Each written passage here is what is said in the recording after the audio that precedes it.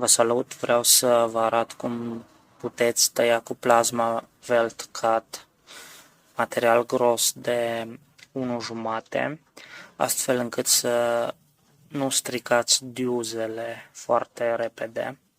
Cum să pregătiți materialul astfel încât plasma să lucreze bine și să puteți face o tăietură în material gros.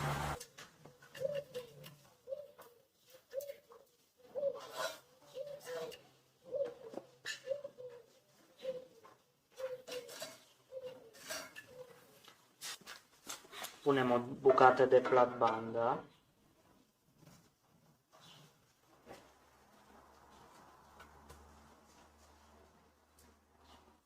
Aici e semnul, ținem cont de grosimea duzei.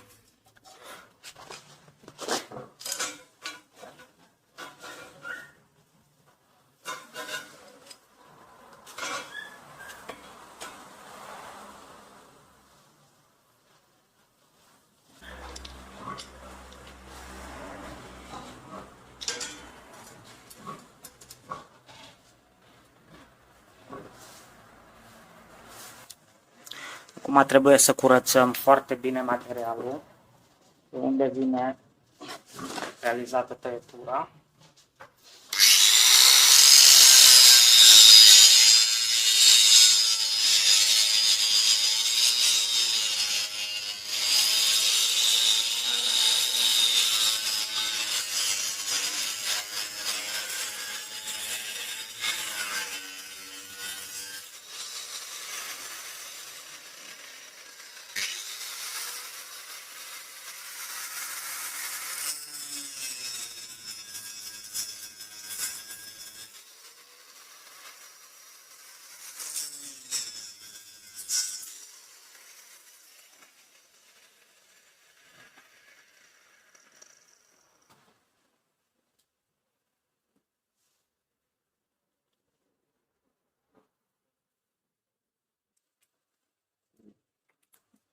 Aici am curățat foarte bine materialul, astfel încât să avem o masă bună.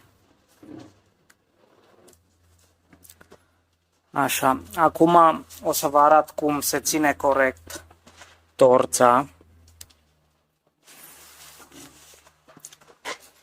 Torța se ține perpendicular cu materialul, se pornește de la marginea materialului, nu se pune niciodată așa, deci aici de la margine.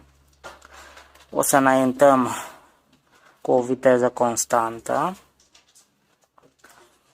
Dacă o să mergem prea repede și pistolul o să sufle materialul înapoi spre torță, sau cum să zic, jetul de material să se întoarcă spre torță,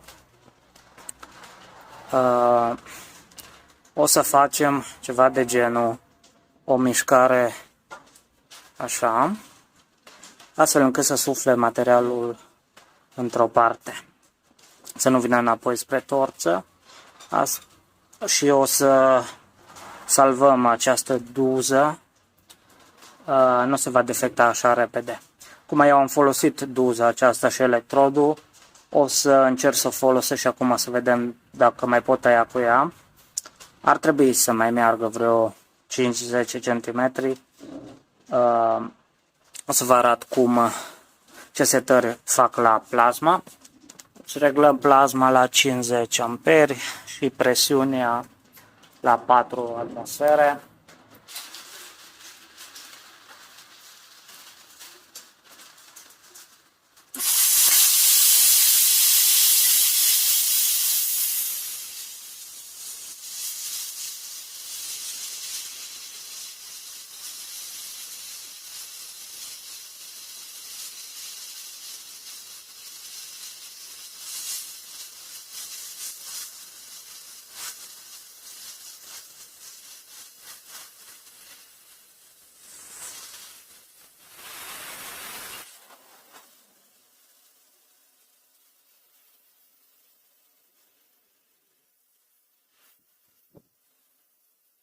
Deci când se întâmplă să greșim și vine materialul topit spre torță, înclinăm torța așa,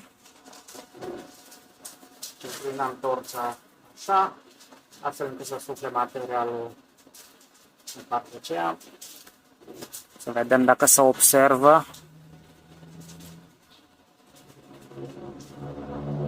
Nu focalizează acum. Vedeți că nu s-a stricat diuza.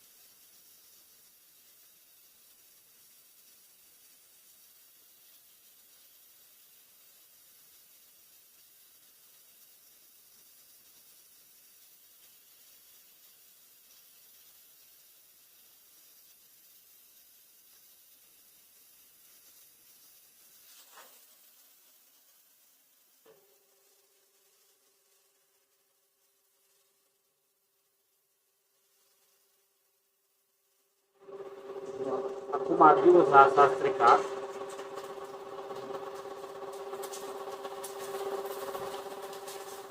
O să o înlocuiesc cu o altă diuză nouă și cu un alt electrod.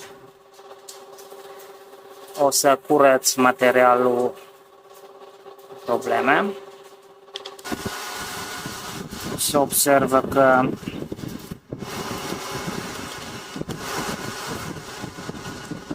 diuza este stricată. Deci când această diuză se strică, plasma nu mai taie bine.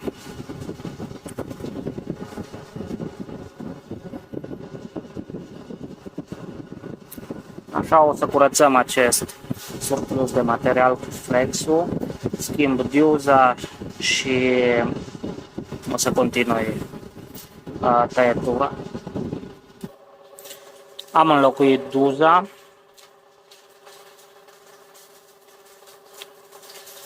Și o să continuăm realizarea.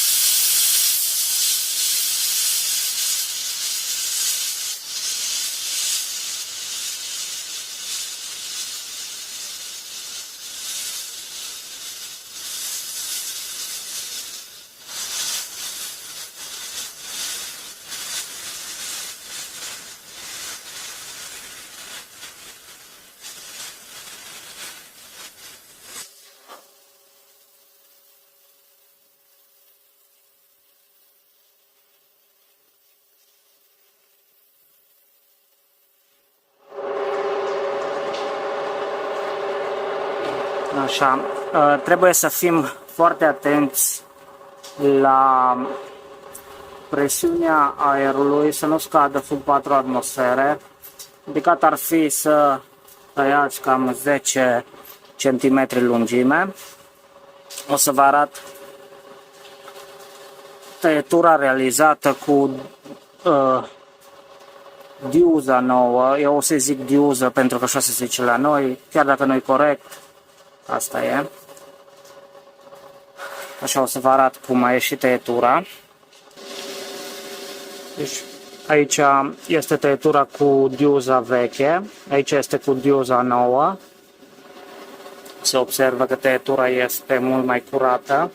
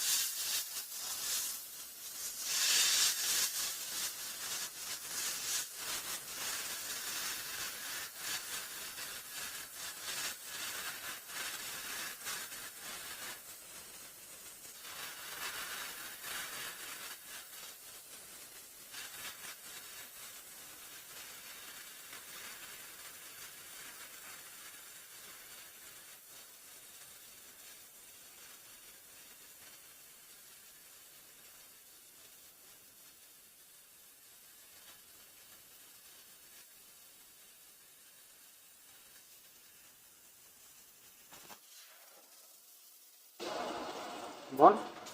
Așa arată duza sau diuza. Este puțin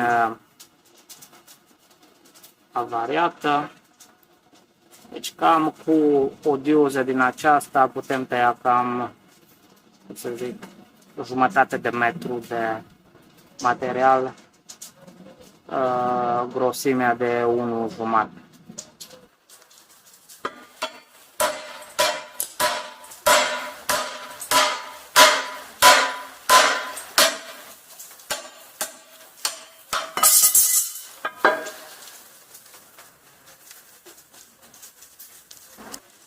Aceasta este tăietura obținută.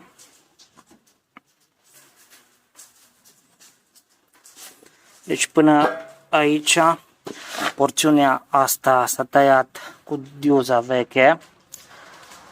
Aici s-a stricat diuza și de aici am schimbat diuză nouă și tăietura este mult mai fină.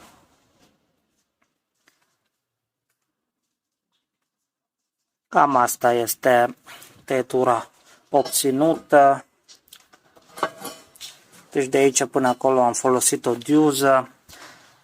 Deci cam o diuză din aceasta taie în jur de 50 de milimetri de material, gros de 1,5.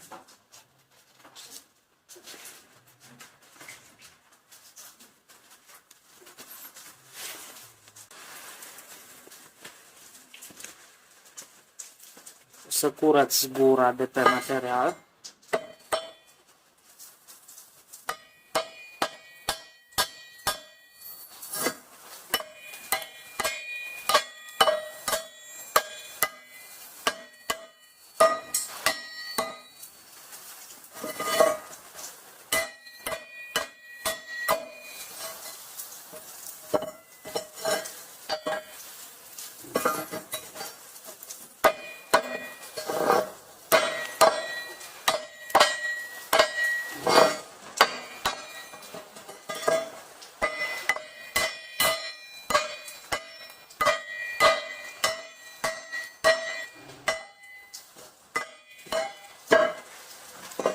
Cam așa a ieșit fierul tăiat.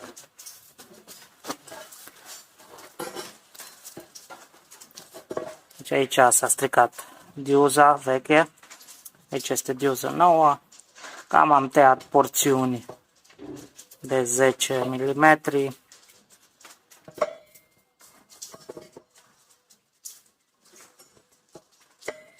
Cam atâta am aer în compresor, să zicem, cam de aici până aici. Aș avea aer suficient să mențină o presiune de 4 atmosfere, după care trebuie să pornească compresorul și să facă din nou presiune. Fiindcă presiunea nu este tot timpul la 4 atmosfere, probabil și din cauza asta se strică diuza.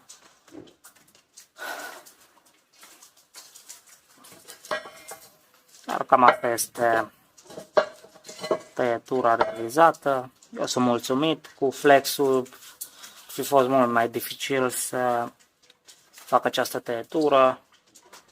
Dura mult mai mult.